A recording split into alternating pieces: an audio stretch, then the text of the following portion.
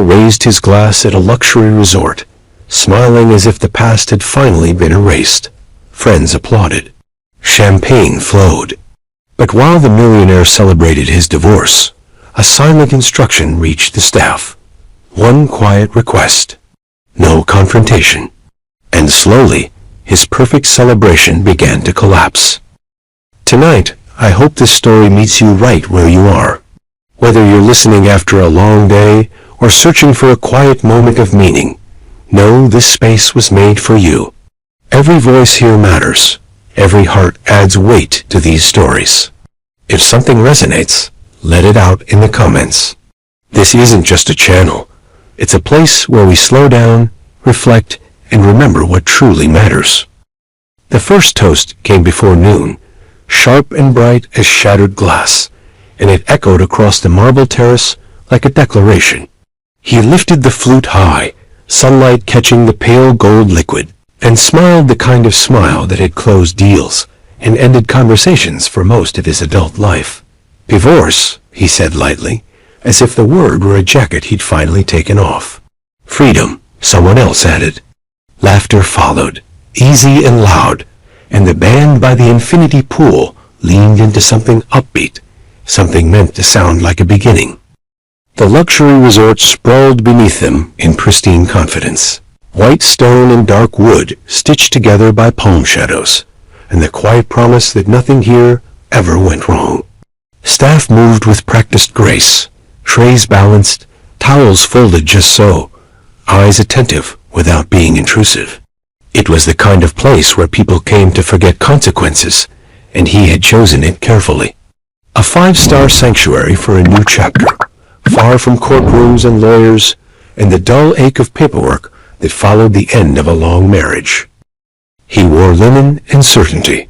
His friends wore sunglasses and approval. They talked about deals he'd closed, about the timing of everything, about how clean it all felt now. Someone clapped him on the back and said, "You did it, man." And he nodded, because that was the expected response. He believed it, too.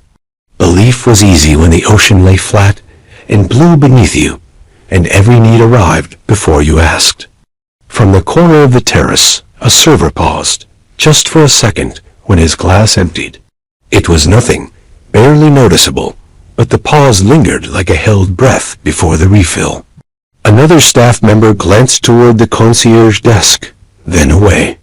Their expressions stayed neutral, professional, the kind that revealed nothing. If anyone noticed, no one said a word. The celebration rolled on. He ordered lunch without looking at the menu. The best of everything, he said, waving a hand. The request moved away from him, passed along in murmurs. The phrase unexpected instruction did not cross his mind. Neither did hidden consequences. Why would they? He was here to bury the past, not exhume it. The past had papers and signatures and quiet rooms with bad lighting. This place had champagne and sun. By early afternoon, the group had drifted toward the pool, shoes abandoned, sleeves rolled. He dipped his feet into the water and closed his eyes, letting the heat settle into his bones. Someone joked about the ring, about how it felt strange not to see it there. He laughed and held up his bare hand, flexing his fingers. Lighter, he said. Everything felt lighter. The word celebration unraveling would have sounded ridiculous to him then, a phrase meant for other people's lives. At the far end of the property, inside a cool office that smelled faintly of citrus and polished wood, the resort manager answered a call. The voice on the other end was calm, measured, and knew exactly what it wanted. There were no raised tones, no demands dressed as threats, just specifics. Dates, names, preferences. The manager listened, asked one clarifying question, and took notes with a pen that did not tremble. When the call ended, the room felt smaller. Policies were reviewed. A few boxes were checked. The instruction was lawful, precise, and impossible to ignore. The manager called a brief meeting. No explanations were offered beyond what was necessary. Follow it exactly, the manager said, and the staff nodded, understanding without asking. Silence was part of the job. Back by the pool, he ordered another round and launched into a story he'd told before, about the first deal that made him feel untouchable. Laughter rose on cue. Someone's phone buzzed with a notification, then another. Photos were taken. Captions were drafted in the shade. The luxury resort glowed in the background like a promise kept. When the drinks arrived, they were perfect. Cold, balanced, elegant. The staff smiled as they set them down, but something had shifted, subtly, like furniture moved in a familiar room. The smiles did not linger. The eye contact broke a fraction earlier than before. He did not notice. He was mid-sentence, describing how the judge had looked bored, how final everything felt when the gavel came down. Staff silence was not on his radar. He excused himself to make a quick call, stepping away toward a line of palms. The call went to voicemail. He shrugged and slipped the phone back into his pocket. Somewhere nearby, a cart rolled past without stopping. He turned, ready to ask for a towel, then thought better of it and waved it off. No need to fuss. This was his day. The afternoon slid toward evening. Shadows lengthened. A table was set for dinner with impeccable taste, candles placed to catch the breeze just right. He arrived late, unapologetic, expecting the usual murmurs of welcome. They came, but softer. The chair at the head of the table felt less anchored than it had before, though it looked exactly the same. He raised his glass again, this time with a touch of theatrics. To new beginnings, he said, to walking away clean.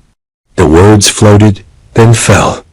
Across the terrace, a senior server watched, face composed, hands folded. The server had been given the unexpected instruction that afternoon, had read it twice, and had understood the weight of it immediately. As the first course was served, he noticed a small thing, a detail that didn't fit. The wine was not the bottle he'd mentioned earlier, the one he favored, the one he always requested. It was excellent, certainly, but different. He frowned, then smoothed it away with a joke. Supply issues, he said, laughing. Celebration unraveling was still an abstract idea, something that happened in headlines, not at his table. The band shifted tempo. The ocean darkened. Somewhere behind the scenes, schedules were adjusted, notes added, protocols followed. Hidden consequences do not announce themselves with fireworks. They arrive quietly, dressed as routine. When he finally leaned back in his chair, satisfied, full, convinced the day had gone exactly as planned, the resort lights flickered on in a soft cascade, illuminating paths and pools and the long stretch of beach beyond. It looked like perfection. He lifted his glass one last time, already thinking about tomorrow. At the concierge desk, a message waited, logged and acknowledged, its timing deliberate. The staff knew what came next. He did not. The morning after the champagne faded arrived gently, almost apologetically, with pale sunlight slipping through sheer curtains and the soft rustle of palm leaves outside the balcony doors. He woke late, unhurried, the kind of sleep that comes when you believe nothing urgent exists. For a moment, he lay still, listening to the resort breathe around him, distant footsteps on stone, the muted hum of carts beginning their routes. Luxury resort mornings were designed to feel like permission. Permission to linger. Permission to forget.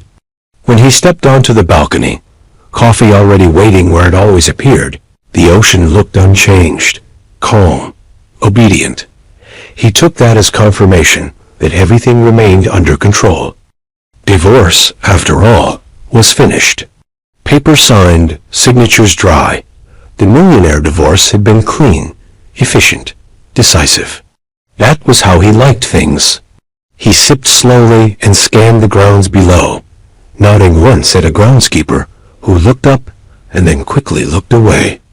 At the concierge desk, the day had started earlier. Phones rang softly, screens lit up, and the senior concierge reviewed a set of notes that had arrived overnight.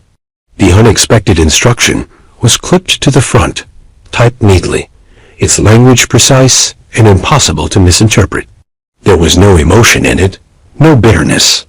Just directives, adjustments, a recalibration of privileges, phrased politely enough to sound like a suggestion, but backed by authority that did not need to introduce itself. A junior staff member asked a question in a low voice. The concierge answered with fewer words than usual. Staff silence was not a rule written anywhere, but it spread naturally, like a shared understanding. No one discussed the instruction outside that circle. No one needed to. Everyone here knew how to follow protocol, especially when protocol arrived wrapped in legality and discretion. He dressed for breakfast, expecting familiarity. The same table, the same greeting, the same easy acknowledgement of his presence. When he entered the dining area, the room hummed as usual, cutlery clinking, quiet conversations floating between tables.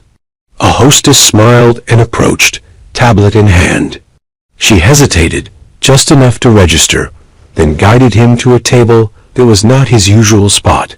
It was still a good table. Excellent, even.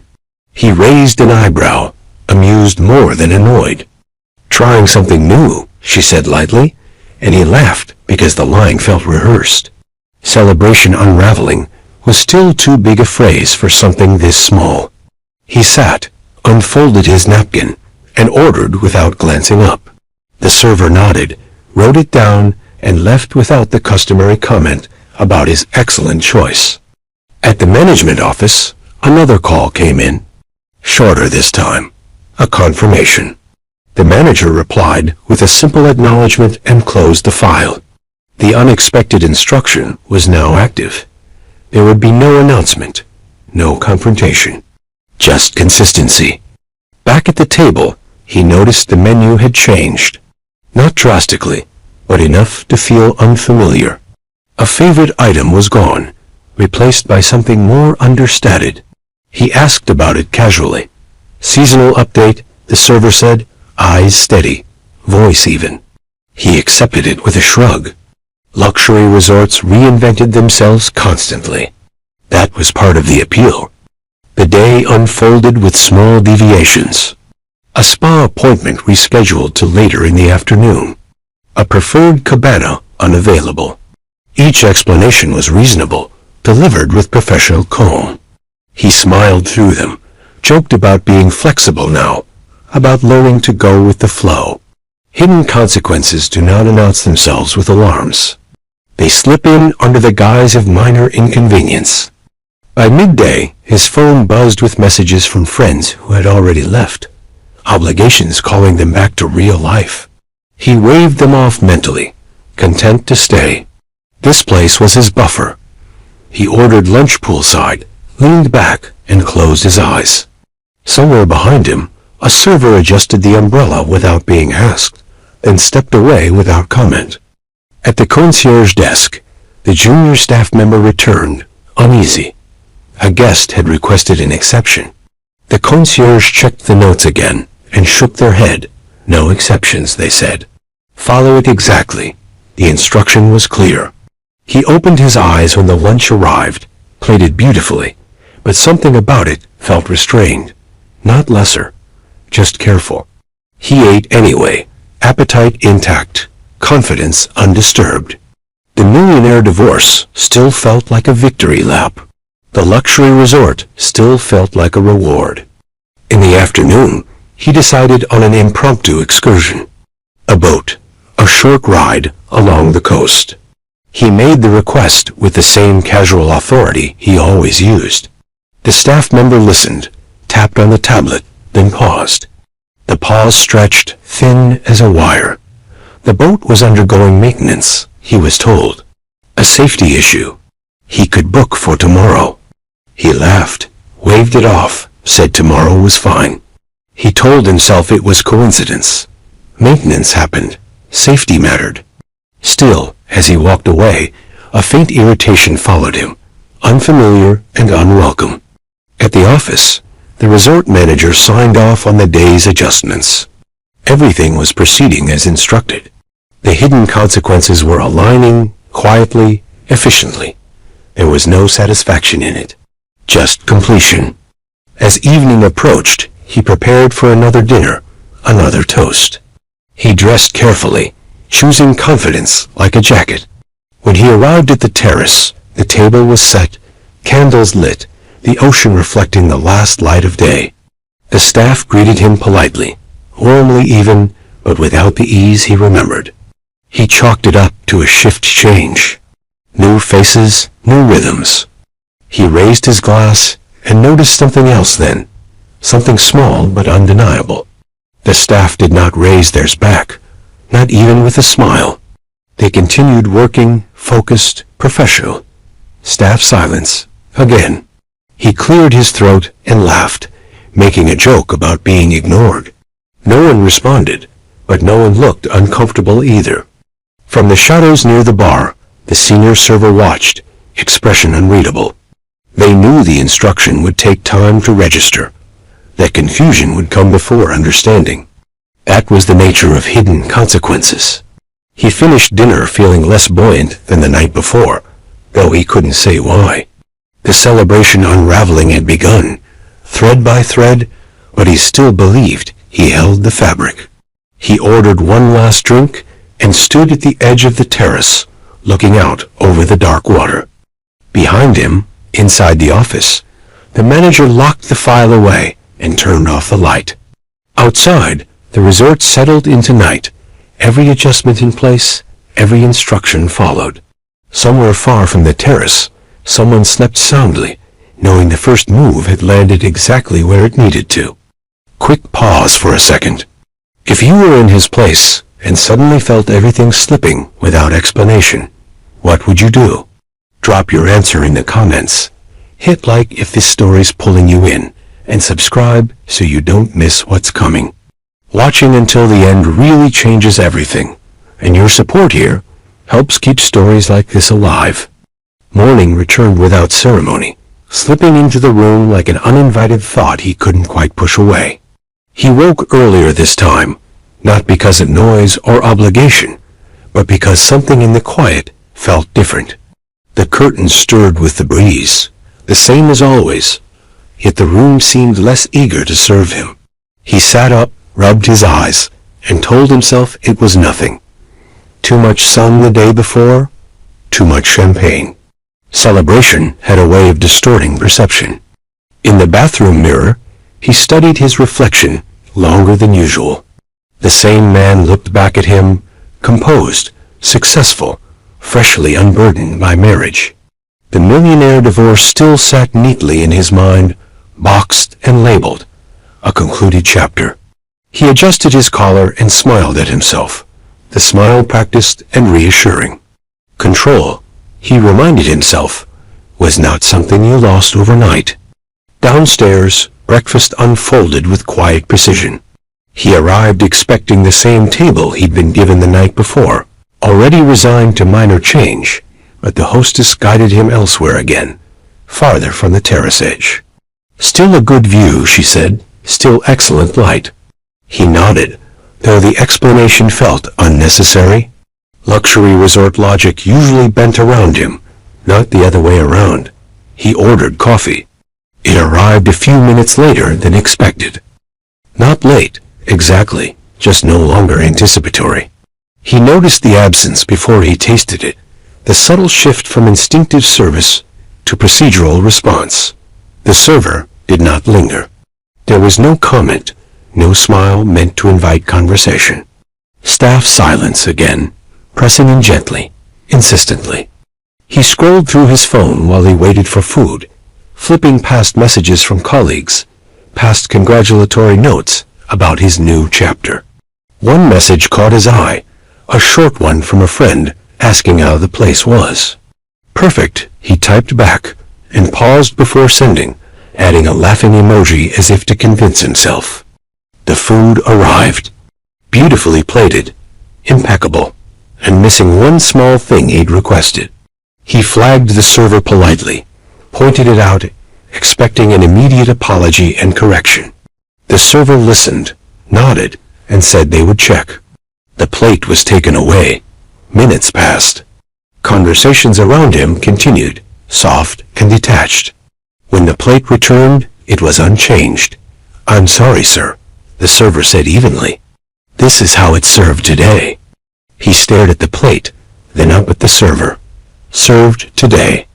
Not an apology, not an explanation, just a statement. He laughed it off, waved a hand, and told them it was fine. Hidden consequences did not yet have a face, but they were starting to leave fingerprints. After breakfast, he headed toward the pool, intent on reclaiming the ease of the first day. The cabanas lined the edge like obedient soldiers, most of them empty. He chose the one he'd used before, tossing his towel over a chair with casual ownership. A staff member approached, hesitating before speaking. "I'm sorry, sir. That cabana is reserved." "Reserved for whom?" he asked lightly, half smiling, expecting the answer to bend. The staff member checked the tablet and repeated the same phrase, unchanged. "Reserved." He stood there for a moment, towel in hand, aware of the space opening around him, the subtle attention of nearby guests. He laughed, louder this time, and moved to another cabana. Celebration unraveling often began with laughter that lingered a beat too long. The day grew warmer. He ordered a drink and waited. And waited. When it arrived, it was perfect, but the wait had carved a thin line of irritation through his calm. He watched the staff move around him, efficient, focused, no longer orbiting his presence. Privilege, he realized, was not disappearing all at once. It was receding, like a tide that did not announce itself. At the concierge desk, he stopped to ask about the boat excursion he'd postponed. "Tomorrow," he said. The concierge checked the screen, frowned faintly, then looked up. "Tomorrow is fully booked, sir. The earliest availability is in 3 days." 3 days, he repeated, incredulous. He was told yesterday it would be available. The concierge nodded, acknowledging the discrepancy without correcting it. "Circumstances change," they said. The phrase landed heavier than it should have. Circumstances change. He forced a smile and thanked them, stepping away before his frustration showed. Luxury resort language had always been designed to soothe, not provoke. Today, it felt like a wall. By afternoon, the heat pressed down harder, the air thick with salt and sunscreen. He retreated to his room, needing space, needing the familiar reassurance of solitude. Housekeeping had already been through, everything spotless, untouched. On the desk lay a small card reminding him of dinner hours. No personalized note, no flourish, just information. He lay back on the bed and stared at the ceiling, listening to the faint hum of activity outside. For the first time since arriving, he felt the edge of something he couldn't define. Not fear, not anger, a dissonance. The sense that the rules he understood were being quietly rewritten. In the management office, the day's reports were filed, no issues noted, no complaints escalated, everything proceeding as expected. The unexpected instruction did not require drama to be effective. It required only consistency. As evening approached, he joined other guests at the bar, hoping the social energy would smooth the day's rough edges. Conversations flowed, but he noticed how often people glanced past him, how few lingered. A couple he'd met the first night excused themselves early. Another guest offered a polite smile and drifted away mid-sentence. He told himself it was coincidence, that people came and went at resorts. Still, the pattern formed. When he ordered his usual drink, the bartender nodded and prepared something similar, but not exact. He took a sip and frowned. "Close enough," the bartender said before he could comment. Close enough. The words echoed the earlier served today, the earlier circumstances change. He laughed, a short sound, and took another sip. He wasn't used to close enough. The millionaire divorce had been exact, precise. Why shouldn't everything else be? Dinner that night was quieter, the table smaller, the staff efficient, but distant. He found himself watching them more than his food, tracking their movements, searching for some explanation in their faces. He found none. Staff silence was not coldness. It was neutrality. And neutrality, he realized, was something he rarely encountered. When the meal ended, he lingered, expecting the unspoken invitation to stay, to order more, to stretch the evening. None came. Plates were cleared. Candles burned low. The night moved on without him. He stood alone at the edge of the terrace again, looking out at the dark water, the luxury resort glowing behind him, like a stage set he no longer quite belonged to. Hidden consequences had begun to show themselves, not as punishment, but as absence. Somewhere nearby, a server updated a log. Another checkmark. Another adjustment complete. Celebration unraveling was not loud. It was methodical. He finished his drink and set the glass down, the sound sharper than he intended. For the first time since arriving, he did not feel like raising another toast. The fourth morning arrived with a sharper edge, sunlight slicing through the room instead of drifting in. He woke with his jaw tight, the residue of irritation still clinging to him like humidity. The luxury resort was quiet, but not the restful kind of quiet he'd enjoyed before. This silence felt deliberate, curated, as if the place itself had decided to observe rather than indulge him. He stood at the window longer than usual, watching staff move along the paths below, carts rolling, linens folded, everything operating with flawless efficiency. Everything except him. He dressed carefully, choosing a crisp shirt, something that reminded him who he was. The millionaire divorce had not diminished him, he told himself. If anything, it had refined him. Still, as he stepped into the hallway, he noticed how no one rushed toward him. A staff member passed without greeting, eyes forward, posture impeccable. Not rude, just precise. Staff silence again, now unmistakable. At breakfast, he decided to test it. He arrived early, earlier than most guests, and stood for a moment at the entrance, waiting to be acknowledged. The hostess glanced up, smiled politely, and asked for his room number, something she'd never done before. He gave it, his voice even, and was led to a table near the interior. Not the worst table, but not the one he would have chosen.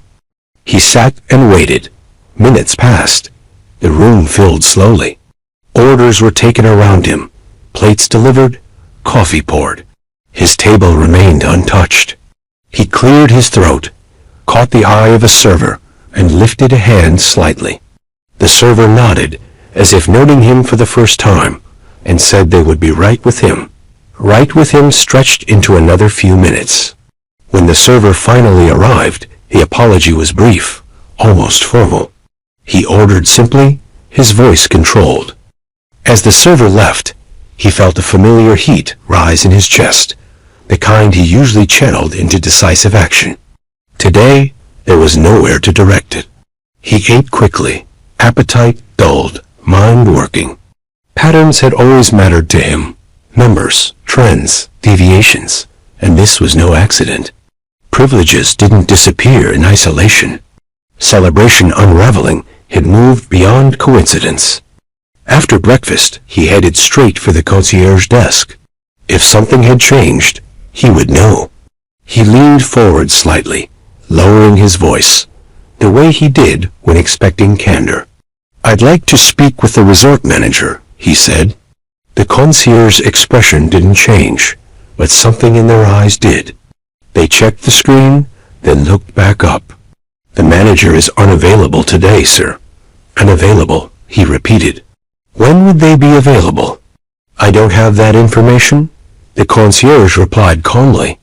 He stared for a second, then smiled tightly and thanked them, stepping away before his temper showed.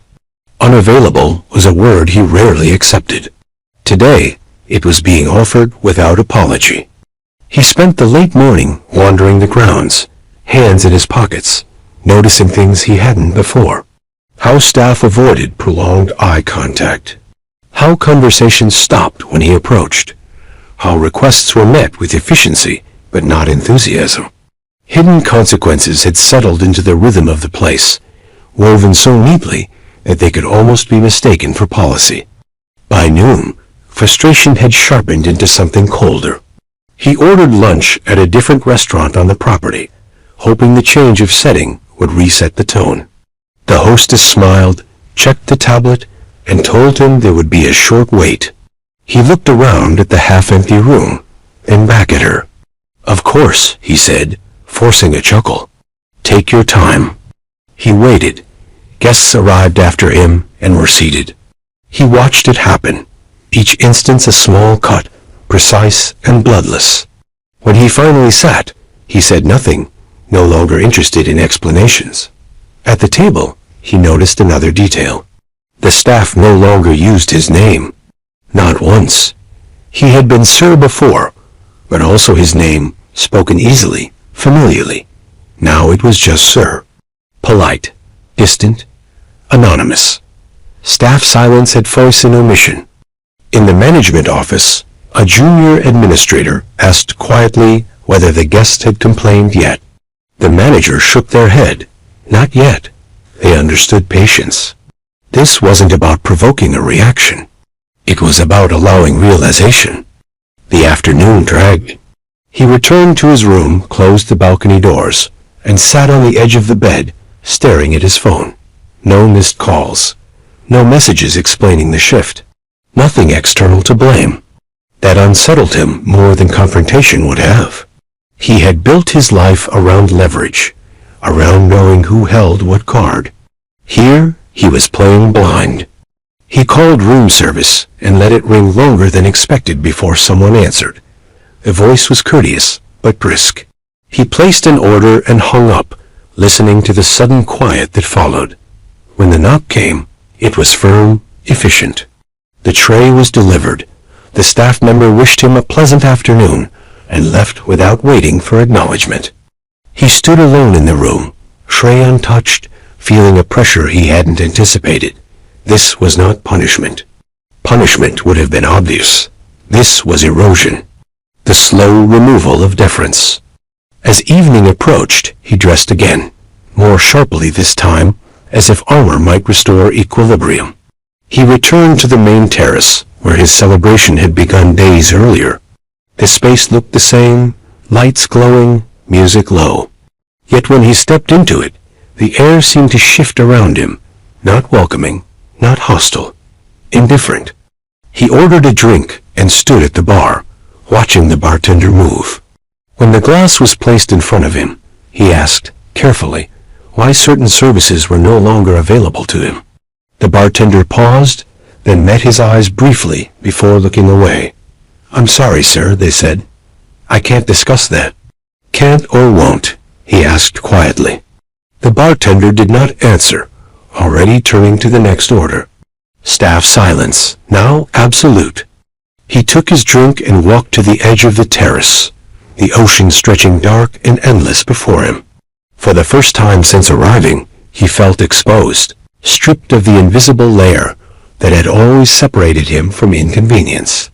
Behind him, staff continued their work, every movement aligned with the unexpected instruction that had begun this quiet recalibration. No one looked at him for long. No one needed to. He finished his drink slowly, the taste no longer satisfying, and realized that whatever had been set in motion was not going to reverse itself with a complaint or a demand. Privilege had stopped answering back. And that, more than anything else, unsettled him. By the fifth day, the resort no longer felt like a reward. It felt like a test he hadn't agreed to take. He woke before sunrise, restless, the sound of the ocean no longer soothing but repetitive, like a question asked too many times. For the first time since arriving, he checked his calendar out of habit, as if a meeting or a call might anchor him back to normalcy. There was nothing. Just open space, endless and suddenly uncomfortable. He met a few remaining guests for breakfast, people who had arrived after his celebration began and knew him only in fragments. They were polite, curious, distant in the way people are when they sense complexity they don't want to touch. Conversation skimmed the surface. Weather, travel, the beauty of the place. No one mentioned his divorce. No one toasted his freedom. The absence felt louder than applause ever had. Midway through the meal, one couple excused themselves abruptly, murmuring something about an early excursion. He nodded, smiling automatically, but watched them leave with a flicker of irritation. Another guest glanced at their watch and followed suit. Within minutes, the table had thinned. He finished his coffee alone, staring at the empty chairs as if they might explain themselves. Later that morning, he walked the grounds with a man he'd invited personally, someone who had clapped the loudest on the first day. The conversation drifted, stalled, picked up again awkwardly. When he suggested lunch together, the man hesitated just a beat too long before agreeing. That hesitation lodged itself under his skin. At lunch, the same thing happened. Plates arrived, were eaten, cleared. The man checked his phone more than once, smiled apologetically, and finally said he had to take a call. He promised to catch up later. He did not. The pattern repeated throughout the day. Invitations accepted with enthusiasm, then quietly rescinded. Smiles that didn't quite reach eyes. Excuses delivered smoothly, professionally. Celebration unraveling had reached the social layer now, peeling away validation he hadn't realized he relied on so heavily. By afternoon, he stopped making plans. He sat by the pool alone, watching other guests cluster in pairs and small groups, laughter drifting past him without landing. Staff moved efficiently around him, attentive but distant, fulfilling requests without conversation. Staff's silence had become the soundtrack of his stay. He ordered a drink and held it untouched, staring at the condensation gathering on the glass. He noticed how often people glanced his way and then looked away, as if unsure whether approaching him was appropriate. The realization settled slowly, heavily. Whatever was happening was visible. Not explained, but felt. In the management office, notes were updated. A quiet satisfaction did not accompany them. This was not about embarrassment for its own sake. It was about balance. About allowing social gravity to do what force never could. As evening approached, he prepared for what he assumed would be a smaller but still respectable dinner. He dressed with care, selecting something understated, hoping subtlety might restore equilibrium. When he arrived at the dining area, he saw immediately that the table set for him was smaller. Intimate, someone might have called it. He called it telling. Guests passed him on their way out, offering polite nods, quick smiles. One woman he'd spoken to earlier touched his arm briefly and said she hoped he enjoyed the rest of his stay, the phrasing unmistakably final. He watched her leave, the space around him expanding again. He sat, ordered, ate. The food was excellent, the service flawless, and yet the isolation was undeniable. He found himself listening to other tables, catching fragments of conversations that had nothing to do with him. For the first time in a long while, he was not the center of anything. When dessert arrived, he declined. The server nodded and cleared the table efficiently, already turning away before he could change his mind. He stood and walked toward the terrace, needing air, needing perspective. The night was warm, the sky clear. The ocean reflected scattered lights from the resort, shimmering indifferently. He leaned against the railing and tried to remember the last time he'd felt this unnecessary. Not unimportant, just unneeded. Behind him, laughter erupted from a group of guests he hadn't met, their energy unbothered by his presence. He realized then that the world hadn't shifted. He had, or rather, his position within it had. He checked his phone again, scrolling aimlessly. No new messages, no reassurances, no explanations. The absence pressed in, heavier now than any confrontation could have been. As the night wound down, staff began resetting spaces, chairs stacked, candles extinguished. No one asked if he needed anything else. No one lingered. The luxury resort moved on, efficient and indifferent, its rhythm uninterrupted by his discomfort. He returned to his room later than usual. The hallways quiet, the lights dimmed. Inside, the room felt larger than before, emptier. He poured himself a drink from the minibar and sat on the edge of the bed, elbows on his knees, glass hanging loosely from his hand. For the first time, he considered that this was intentional, that the staff's silence, the shifting privileges, the social evaporation were connected. Hidden consequences had found their way into every layer of his experience, and he was running out of places to ignore them. He finished the drink and set the glass down carefully, the sound soft but final. Outside, the ocean continued its endless motion, unconcerned with applause or its absence. Tomorrow, he thought, he would demand answers. Tomorrow, he would force clarity. The conviction felt thinner than it should have. As the lights dimmed automatically and the room settled into night, he lay back and stared at the ceiling, aware that something had already been lost, something applause could never replace. He woke with resolve hardening into something like anger, a clean edge that made getting out of bed easier than it had been the night before. If the luxury resort had decided to treat him like a problem, then he would address it like one, directly. He dressed quickly, movements sharp, no lingering at the window, no coffee on the balcony. Today wasn't for observation. It was for confrontation. The walk to the main building felt longer than usual, the paths familiar but no longer welcoming. Staff passed him with polite nods, nothing more. He noticed how easily they stepped aside, how practiced their neutrality had become. Staff silence again, but now it felt less like omission and more like discipline. At the concierge desk, he didn't bother with pleasantries. He asked, calmly but firmly, to speak with management. Not later. Not when convenient. Now. The concierge hesitated, fingers hovering over the keyboard, then nodded and asked him to wait. He waited. Minutes stretched. Guests came and went. A cart rolled past. Finally, he was invited into a small, cool room off to the side, furnished with understated elegance. The resort manager entered a moment later, expression composed, posture professional, the face of someone who had already decided how the conversation would go. They exchanged greetings. Polite, controlled. He did not sit until the manager gestured, and even then he remained forward, elbows resting lightly on his knees. "Something has changed," he said without preamble. "I'd like to know what." The manager folded their hands and took a breath, measured, deliberate. "There has been a request," they said. "A request from whom?" he asked immediately. The manager's gaze did not waver. "I'm not at liberty to disclose that?" He let out a short laugh, incredulous. "A request that affects my stay, my access, my experience, and you can't tell me who made it?" "Correct."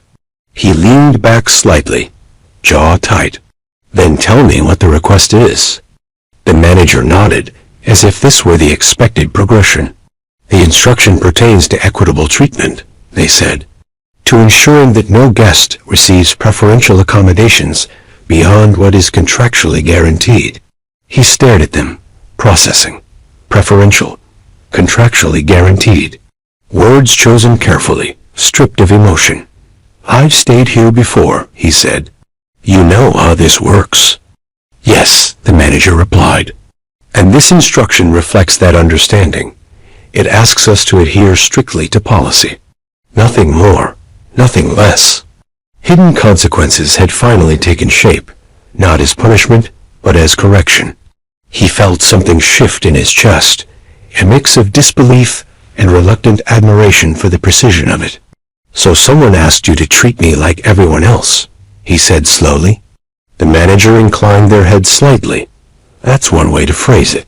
And you agreed." "We were obligated to?" He exhaled through his nose, looking away for a moment. Outside the window, staff crossed the courtyard in synchronized efficiency, unaware or uninterested in the tension inside. "Is this about my divorce?" he asked quietly. The manager paused, just long enough to be noticeable. "I can't comment on personal matters," they said. He laughed again, this time without humor. "Of course you can't." Silence settled between them, thick but controlled. He realized then that there would be no argument here, no leverage to pull. The instruction had been written to withstand pressure. Celebration unraveling had been planned, not improvised. "How long does this last?" he asked finally. "For the duration of your stay," the manager said. "And if I leave early?" "That is, of course, your choice." He nodded, absorbing it. The urge to argue flared, then died. There was nothing to push against, no face to blame. Just process. He stood, smoothing his jacket, and thanked the manager with a politeness that surprised even him. As he left the room, he caught his reflection in the glass, the image slightly distorted, unfamiliar. Outside, the resort continued its rhythm. Guests lounged, staff worked. The ocean shimmered. Nothing marked the significance of what had just been confirmed. He walked slowly back toward the terrace, each step heavy with understanding.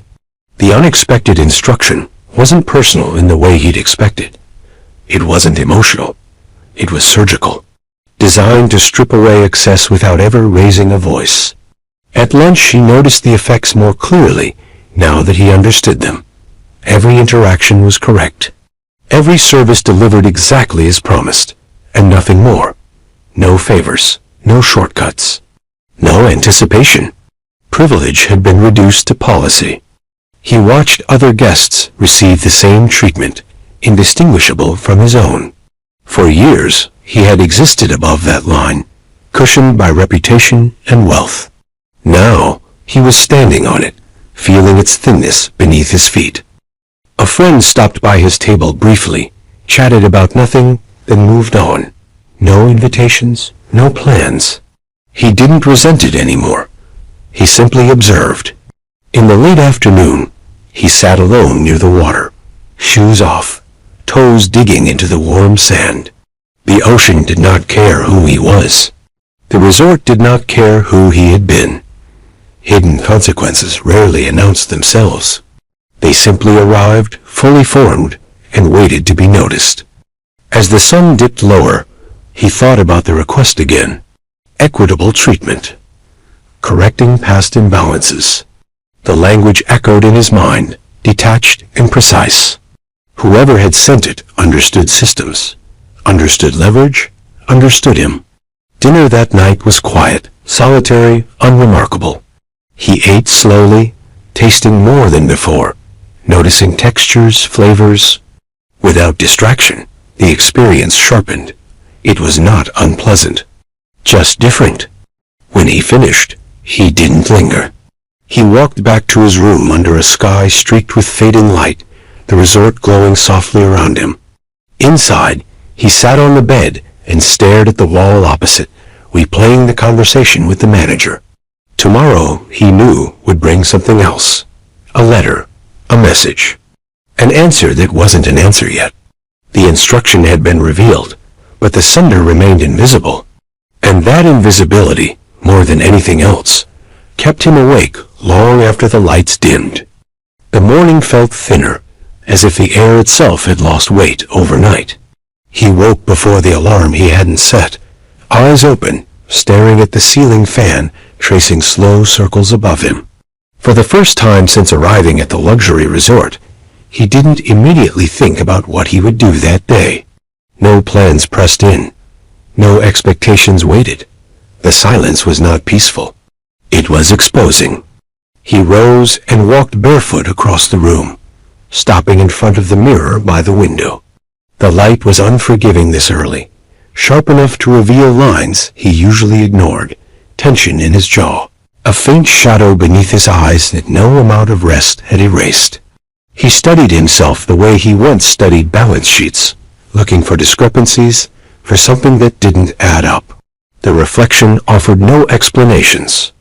Outside, the resort was already awake.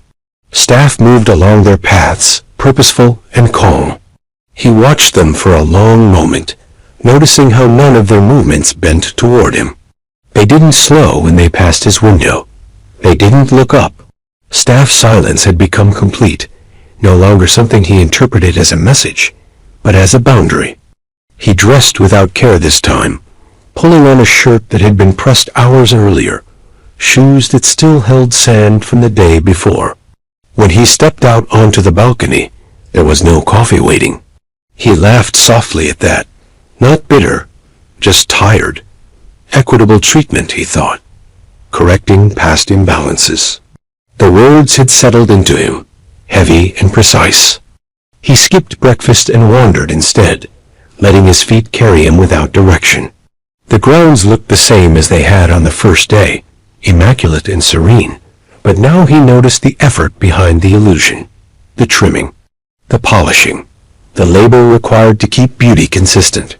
It reminded him of his own life, of how much energy he had spent maintaining appearances while believing they were effortless. Near the edge of the property, where manicured stone gave way to natural sand, he stopped. The ocean stretched endlessly, indifferent, ancient. He sat down and let the sand sift through his fingers, grounding himself in the sensation. No one approached. No one asked if he needed anything. For once, he truly didn't. Images drifted through his mind, uninvited. The first years of his marriage, when ambition had felt shared instead of competitive. Late nights planning futures that seemed limitless then. The way she used to listen, really listen, when he talked, and how gradually he had stopped doing the same. He hadn't meant to erase her. He had simply assumed she would always be there, quietly holding the structure together while he climbed higher. He remembered the day he told her he wanted a divorce. How carefully he'd chosen his words, how composed he'd been. He'd expected tears, questions, negotiation. Instead, she'd nodded slowly, as if confirming something she'd already known. That reaction had unsettled him more than any argument would have. He'd mistaken her calm for weakness. He understood now how costly that assumption had been. The luxury resort behind him hummed softly, its rhythm steady, unbothered by his introspection. Guests laughed somewhere in the distance. Glasses clinked. Life continued, as it always did, without centering itself around him.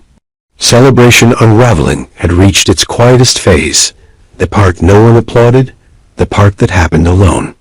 He returned to his room mid-morning and sat at the small desk, opening his laptop without purpose. Emails waited, mostly irrelevant, reminders of a world he had stepped out of temporarily. He closed it again and leaned back, eyes closed, listening to the muted sounds beyond the door. A cart passed. A door closed softly. Voices drifted and faded. On the bed lay his phone. He picked it up and scrolled through photos taken on the first day. Smiling faces, raised glasses, captions about freedom. He deleted none of them, but the urge surprised him. Those images felt like evidence now, not celebration.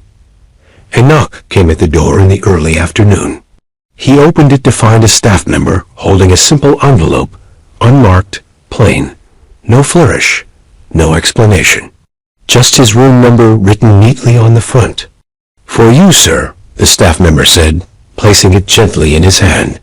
Their eyes met his for a brief moment, neutral and professional.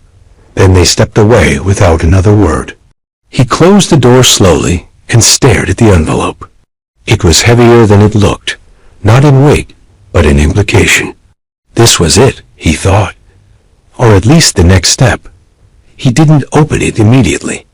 Instead, he sat on the edge of the bed and turned it over in his hands, feeling the texture of the paper, the firmness of whatever lay inside.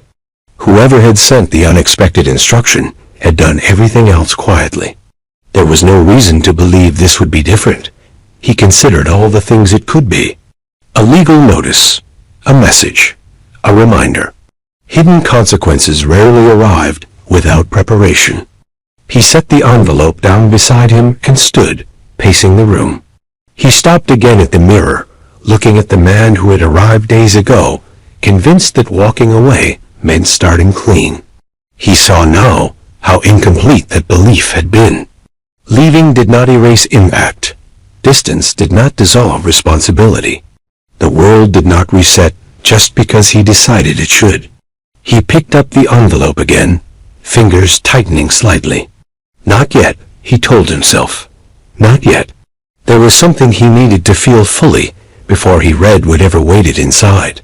He needed to understand who he was without applause, without privilege answering back, without staff bending to his expectations. Outside, the sun lowered, casting long shadows across the resort. Evening approached, slow and inevitable. He sat back down, envelope unopened, listening as the day shifted around him. Whatever was written inside would change things. He knew that. But the real shift had already happened, quietly, in the space where certainty used to live. He looked once more at the envelope, then placed it carefully on the desk, untouched. The night would come soon enough. Night settled over the resort with a softness that felt undeserved. The lights along the paths flickered on one by one, warm and inviting, as if nothing had changed at all. From the balcony, the ocean reflected the moon in broken silver lines, restless but calm. He stood there for a long time, the envelope resting on the desk behind him like a quiet witness, waiting without urgency. Whatever was inside, it wasn't going anywhere. It didn't need to chase him. It already had his attention. He finally turned away from the view and sat at the desk, the chair creaking faintly under his weight. The room felt smaller than it had before, not because the walls had moved, but because his certainty no longer filled the space. He picked up the envelope and opened it carefully, as if sudden movement might change its contents. Inside was a single letter, folded once and nothing else. No legal jargon, no official seals. Just words. He unfolded it slowly and began to read. There was no greeting, no accusation. The first line was simple, almost disarming. It explained that the instruction to the resort had not been meant to embarrass him or punish him. It had been meant to return something he had taken for granted for too long. Balance. The letter spoke calmly, deliberately, in a voice he recognized instantly, even before he reached the signature at the bottom. She wrote about the early years, not with nostalgia, but with clarity. About how they had built things together, how much of his success had rested on invisible labor, quiet sacrifices, choices she made without asking for recognition. She wrote about watching him grow more distant, not cruel, just absent, and how absence could wound as deeply as betrayal. There was no bitterness in the words, only observation. She explained the unexpected instruction in careful terms. The resort had been chosen because it was neutral, because it operated on systems and rules, not emotions. She hadn't asked them to mistreat him. She hadn't asked them to deny him comfort. She had asked only that he receive exactly what everyone else did. No more, no less. She wanted him to feel the difference between equality and privilege, between service and deference. As he read, memories surfaced with uncomfortable clarity. How often he had mistaken accommodation for respect. How easily he had accepted special treatment without considering what it said about the people around him. How rarely he had noticed the imbalance because it always favored him. The letter continued, explaining that she had known he would celebrate the divorce loudly, publicly, as if freedom were something he'd earned rather than something he'd chosen at her expense. She wrote that she didn't begrudge him celebration. What she begrudged was erasure. The assumption that leaving meant leaving consequences behind. She hadn't wanted revenge. Revenge, she wrote, would have been loud, messy, temporary. This was quieter, more lasting. It was meant to sit with him, to follow him through moments where applause faded and silence took its place. It was meant to ask a question he had avoided for years. Who are you when the world stops bending? He lowered the letter for a moment, staring at the wall opposite him, the words echoing in the space where certainty used to live. The celebration unraveling hadn't been an accident. It had been designed to remove distractions, to strip away the layers until only he remained, alone with his reflection. When he finished reading, he didn't feel anger. He felt something heavier, something closer to recognition. She had understood him better than he had ever given her credit for. She had known that forcing him into confrontation would only make him defensive. So she had chosen patience, systems, process, the very things he respected most. At the bottom of the letter, her signature was neat and familiar. Beneath it, a final line. Walking away doesn't mean escaping.